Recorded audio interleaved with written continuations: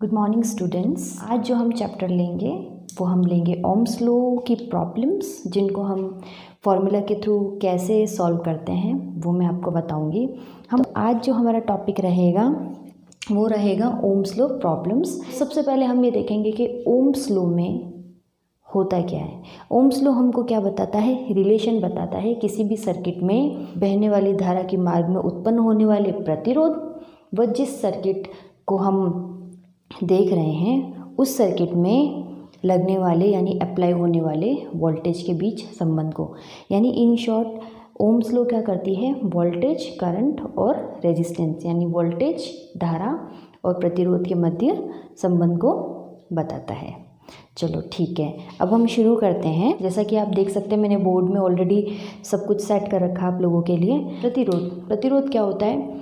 धारा के मार्ग में उत्पन्न रुकावट, वही हमारी क्या होती है? प्रतिरोध। फिर मैंने आपको बताया था कि प्रतिरोध की जो एसआई यूनिट होती है वो क्या होती है? हमारी वोल्ट्स पर एम्पियर होती है, जिसको हम क्या बोलते हैं?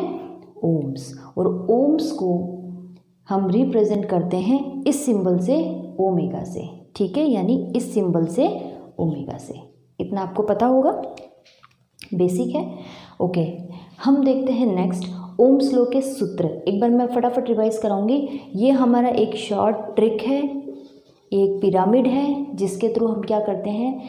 हम ओम्स लॉ के 3 जो नियम हैं उनको अच्छे से याद कर सकते हैं। V बराबर आई आर, I बराबर V अपॉन आर, R बराबर V अपॉन आई। अब V क्या होता है?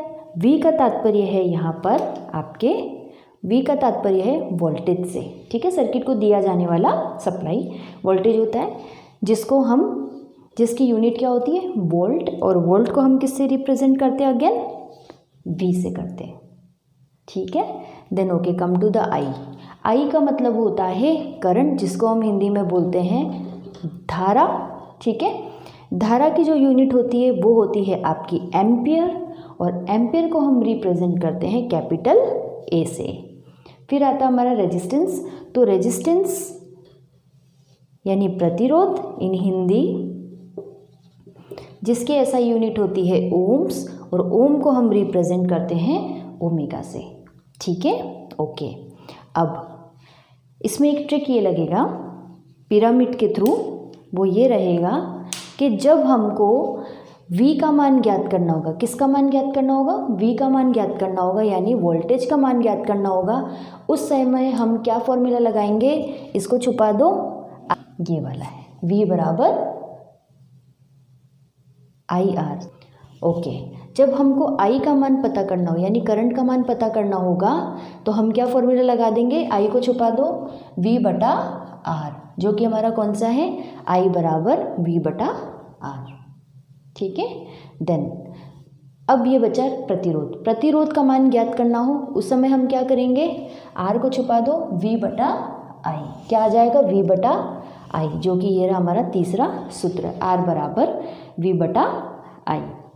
तो ये तीनों सूत्र आपको याद रखने हैं, ये मेन सूत्र हैं आपके तीनों। ठीक है ना? तो V बराबर आई आर पहला सूत्र, I बराबर V अपॉन R दूसरा सूत्र, और R बराबर V अपॉन I तीसरा सूत्र। जैसा कि मैंने आपको बताया था कि जब प्रतिरोध का मान बढ़ता है तो करंट का मान घट जाता है, और जब प्रतिरोध का मान घट जाता है उस केस में करंट का मान बढ़ जाता है। यानी प्रतिरोध कम होगा तो करंट जो है वो ज़्यादा बहेगी, और यदि प्रतिरोध ज़्यादा होगा तो करंट जो होगी वो कम बहेगी। क्यों? क्योंकि ज़्यादा मान का रेजिस्टेंस धारा के प्रवाह में ज़्यादा रुकावट पैदा करेगा। ठीक है, इस वजह से आपका क्या हो जाएगा? करंट का जो है मान वो कम हो जाएगा, यानी उसकी गति में क्या आ जाएगी? कमी आ जाएगी। और यदि प्रतिरोध का मान कम है, यानी जितना छोटा प्रतिरोध उतना ज़्यादा करंट को रास्ता मिलता है जाने का, रुकावट कम पैदा होती है। अब मैं आती हूँ आपके ओम्स लॉ के सर्किट पे। एक बार हम इसको भी देख लेते हैं, क्योंकि हम बाद में जो प्रॉब्लम सॉल्व करेंगे इसी सर्किट से करेंगे। ठीक है, ओके। जैसा कि आप देख सकते हैं इस सर्किट में हमको 3 मेन चीज़ें दिख रही हैं, क्योंकि ओम का नियम 3 मेन चीज़ों पे ही घूमता है। यानी V अगर नहीं है तो I R भी नहीं होगा, यानी इनका एक दूसरे के बिना काम नहीं चलता है। ठीक है ना? ये अपना एक परिपथ है, ठीक है, ओम्स लॉ का सर्किट है। यहाँ पे अपना क्या लग रहा है, एक रेजिस्टेंस लग रहा है यानी प्रतिरोध लग रहा है, ठीक है, और एक वोल्टेज लग रहा है यानी वोल्टेज दी जाने वाली सप्लाई को कहा जाता है। और वोल्टेज देने पे जो अपने चालक में यानी सर्किट के जो तार होते हैं ना, वो उसके अंदर क्या होता है, धारा बहने लग जाती है। तो ठीक है, जब हम सप्लाई देंगे यानी वोल्टेज से तो धारा बहने लगेगी, और जब धारा बहने लगेगी तो धारा के मार्ग में उत्पन्न करेगा रुकावट कौन, प्रतिरोध। में क्या होगा, जब हम जैसे जैसे वोल्टेज का मान बढ़ाएंगे वैसे वैसे करंट का मान भी बढ़ेगा। इस वजह से जो ओम्स लॉ का ग्राफ हमारा जो बनता है वो बनता है लीनियर टाइप। क्या बनता है, रेखीय, लीनियर टाइप। यानी वोल्टेज के बढ़ने पे करंट का मान भी बढ़ेगा, वोल्टेज के घटने पे करंट का मान जो है वो घटेगा। सिंपल, इसलिए ओम्स लॉ का ग्राफ ये रहता है, ठीक है। ये अपना पिरामिड है ओम्स लॉ का सूत्र याद करने का, क्योंकि जब तक आप सूत्र पक्के याद नहीं होंगे आप इसकी प्रॉब्लम सॉल्व नहीं कर पाएंगे। मैं आगे आपको प्रॉब्लम्स भी इसकी सॉल्व करवाऊंगी अभी, ठीक है। V बराबर आई आर, I बराबर V अपॉन आर, R बराबर V अपॉन आई। अब देखिए, हम ओम्स लॉ से रिलेटेड कुछ प्रॉब्लम्स को सॉल्व करेंगे, तभी आपको समझ में आएगा कि इनमें रिलेशन कैसा होता है। ये आपका वोल्टेज, प्रतिरोध और आपके धारा के मध्य क्या रिलेशन होता है, कैसे वो एक दूसरे से जुड़े रहते हैं। ओम्स लॉ आपको क्या समझाना चाहता है वो इन प्रॉब्लम से सॉल्व होगा कि ये सूत्र हम कैसे अप्लाई करते हैं, राइट। तो मैंने सबसे पहले आपके लिए लिख लिया है सूत्र, ठीक है, जो कि हमें याद भी होने चाहिए। V बराबर आई आर, जिसकी यूनिट क्या होगी, वोल्ट्स होगी, और जिस वोल्ट्स को हम किस में डिनोट करते हैं, व्यक्त करते हैं, कैपिटल V में। यानी हम जब वोल्टेज का मान ज्ञात करेंगे तो हमारा आंसर किस में आना चाहिए, वोल्ट में आएगा, ठीक है, ठीक है। I बराबर V अपॉन आर यानी वोल्टेज बटा प्रतिरोध। तो I की जो SI यूनिट होती है वो होती है एम्पियर, और एम्पियर को हम कैपिटल A से व्यक्त करते हैं। यानी जब हम I का मान ज्ञात करेंगे यानी धारा का मान ज्ञात करेंगे तो हमारा आंसर किस में आना चाहिए, एम्पियर में आना चाहिए, ठीक है, ओके। नेक्स्ट रेजिस्टेंस, तो रेजिस्टेंस को ज्ञात करने के लिए हम क्या सूत्र लगाते हैं, V बटा आई यानी वोल्टेज बटा करंट। तो हमारे रेजिस्टेंस का ऐसा यूनिट क्या होता है, ओम होता है। यानी जब हम प्रतिरोध का मान ज्ञात करेंगे उस केस में हम क्या करेंगे, आंसर जो है वो हमारा ओम्स में आएगा, ठीक है। हम एक छोटा सा प्रॉब्लम सॉल्व करते हैं, वो आप क्विकली कर लोगे। बस जस्ट आपको क्या करना है, देखना है कि हमको प्रश्न में क्या दिया हुआ है, सिंपल, ठीक है, और क्या नहीं दिया हुआ है उसके लिए हमें सूत्र लगाना है, ठीक है। आ जाओ, क्वेश्चन हमारा ये है, एक परिपथ में प्रतिरोध का मान यदि रेजिस्टेंस का मान कितना हो, 2 ओम हो, वह प्रतिरोध के आर पार 6 वोल्ट की सप्लाई दे रखी हो, ठीक है। आप सबसे पहले देखो, हमको रेजिस्टेंस का मान दे दिया है, दूसरा हमको यहाँ पे वोल्टेज का मान दे दिया है, ठीक है।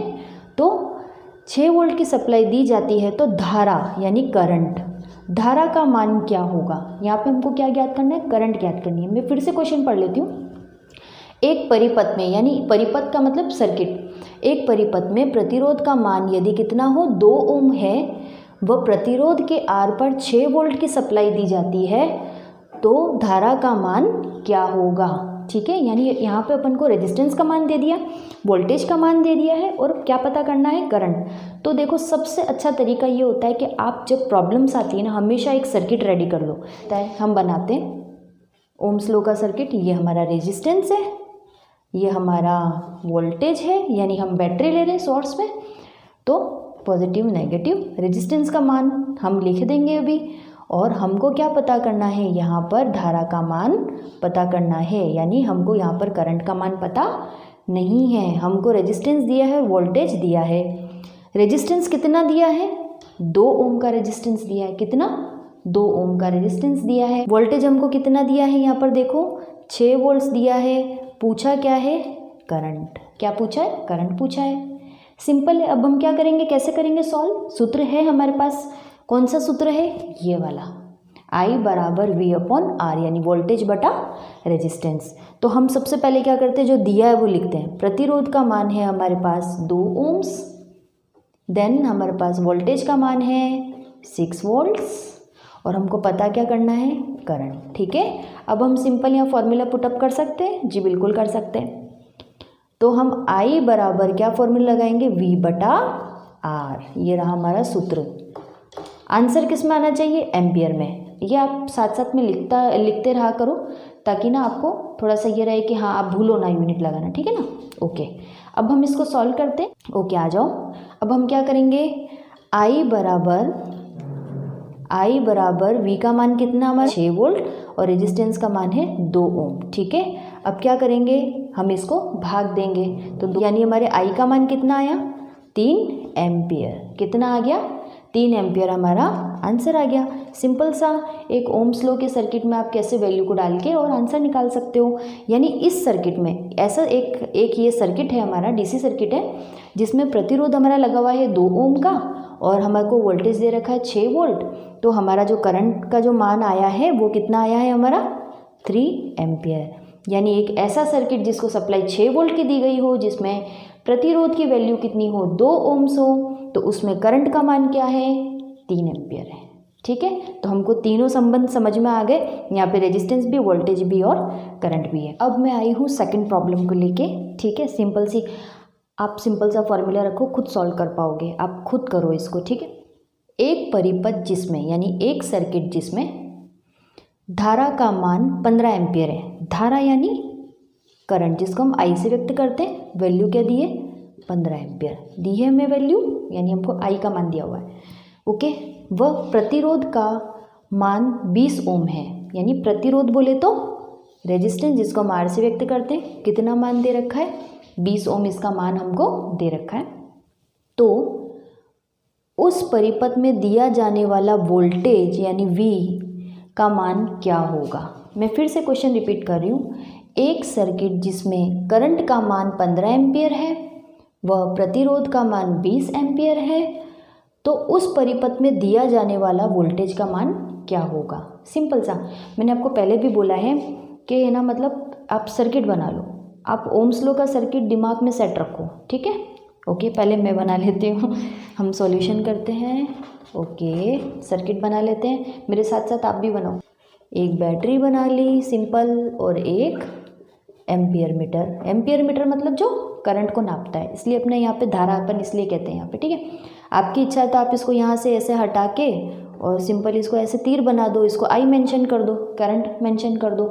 ये अपना प्रतिरोध है, ये प्लस माइनस, ये अपना वोल्टेज है। ठीक है, वापस मैं प्रश्न पे आती हूँ कि अपन को देखो क्वेश्चन में क्या क्या दे रखा है। अपन को क्वेश्चन में आई का मान दिया हुआ, आई का मान कितना है 15 एम्पियर। एम्पियर यानी धारा की यूनिट, ठीक है ना, यानी करंट की यूनिट एम्पियर होती है।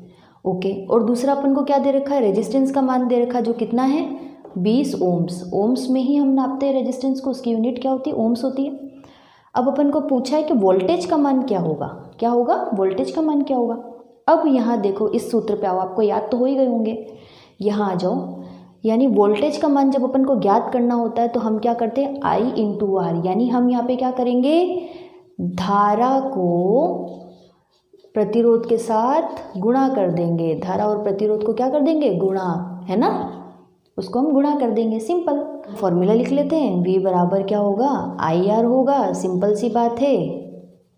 ओके, फिर क्या देखो, V बराबर I कितना है 15 एम्पियर, R कितना है, गुणा करेंगे, R कितना है 20 ओम बराबर 300, यूनिट क्या लगाएंगे अपन वोल्ट्स। वोल्ट्स को किस में करते हैं हम, V से डिनोट करते हैं। ये हमारा आ गया उत्तर। यानी ऐसा सर्किट जिसके अंदर प्रतिरोध का मान कितना हो 20 ओम हो और वोल्टेज हमें पता नहीं है और करंट का मान हमको दे रखा है, यानी 15 एम्पियर की करंट बह रही है ऐसे सर्किट में जिसमें 20 ओम का प्रतिरोध लगा हुआ है, तो उसमें हमने कितनी सप्लाई दी है वो हमने निकाला है, यानी कितना वोल्टेज दिया है हमने फाइनली, यहाँ पे हमने इस सर्किट को 300 वोल्ट दिया है। सिंपल। अभी अपन ने इससे पहले क्या निकाला था, करंट निकाला था, इस वाले प्रॉब्लम में अपन ने वोल्टेज निकाला है। अब मैं आपको बताऊंगी रेजिस्टेंस का मान कैसे निकालते हैं।